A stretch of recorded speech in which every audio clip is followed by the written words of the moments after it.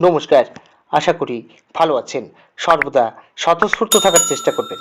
আজকের কথার মূল বিষয়বস্তু হচ্ছে ব্রেকআপের পর কি সম্পর্ক রাখা উচিত বা বন্ধুত্ব রাখা উচিত?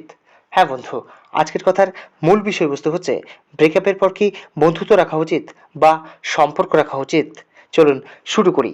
ব্রেকআপ হওয়ার পর তাকে শত্রু বানাবেন না। কি বললাম? ব্রেকআপ হওয়ার পর তাকে কখনো শত্রু বানাবেন না।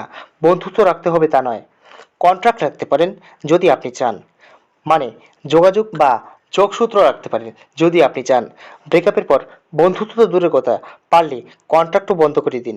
রিলেশনশিপের পর পরিচিত হতে পারেন, মানে পরিচিত সম্পর্ক রাখতে পারেন, কিন্তু বন্ধুত্ব একেবারেই নয়। কারণ বন্ধুত্বটি একটি মূল্যবান শব্দ, বন্ধুত্বটি একটি মূল্যবান জিনিস।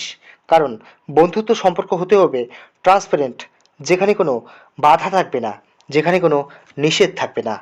আজকের কথার মূল বিষয়বস্তুটি ছিল ব্রেকআপের পর কি বন্ধুত্ব রাখা উচিত। হ্যাঁ বন্ধু, যদি আমার কথাগুলো আপনাদের ভালো লেগে থাকে তাহলে আমার চ্যানেলটিকে আপনারা লাইক করবেন, শেয়ার করবেন, অবশ্যই সাবস্ক্রাইব করে নোটিফিকেশান বেল আইকন অন করে দেবেন পরবর্তী ভিডিও নোটিফিকেশান পাওয়ার জন্য। ইউটিউব প্ল্যাটফর্ম বাদে যদি আমাকে আপনারা অন্য কোনো প্ল্যাটফর্মে দেখতে চান তাহলে আমার ফেসবুক পেজ শিবাস মোটিভেশনকে লাইক করবেন, ফলো করবেন, অবশ্যই শেয়ার করে অন্যদেরকে দেখার সুযোগ করে দেবেন। ধন্যবাদ। নমস্কার।